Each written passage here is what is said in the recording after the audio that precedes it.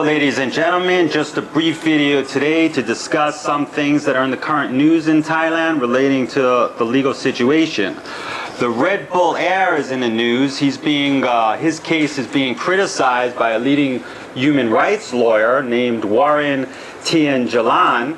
And this raises some interesting issues to discuss in regards to cultural differences and comparative law issues. The background of the case is one of the heirs to the Red Bull fortune was involved in a motor vehicle accident last year in which he was driving his Ferrari, and the Ferrari collided with a motorcycle police officer, and that killed the police officer. The heir, Mr. Vorayudh, was arrested pursuant to that accident. The Red Bull story in itself is rather remarkable because it's one of the most successful brands coming out of Thailand that was successful across the globe. And in Thailand, the brand is basically known as something that taxi drivers, slumlord drivers, and laborers use. But abroad, it's more of a trendy type of drink, and it's often mixed with alcohol. And it's very common at full moon parties in Thailand as well. Anyway, back to the case. The Attorney General recently filed his official charges against the Red Bull Heir, and those charges were 3.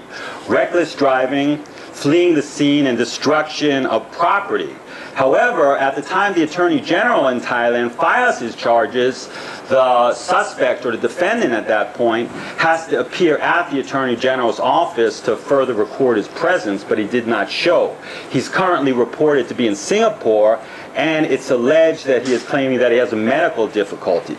This has caused the human rights lawyer, Mr. Warin Thiamjara, to criticize the government and the system in Thailand and suggest that the system is being played or manipulated to run the statute of limitations, which in this case would be 15 years. In other words, if the Red Bull Heir is able to extend the time that he's outside of Thailand beyond 15 years, the case will become nullified and he would no longer be at risk after the 15-year period to return to Thailand. So this raises some interesting questions in regard to comparative law.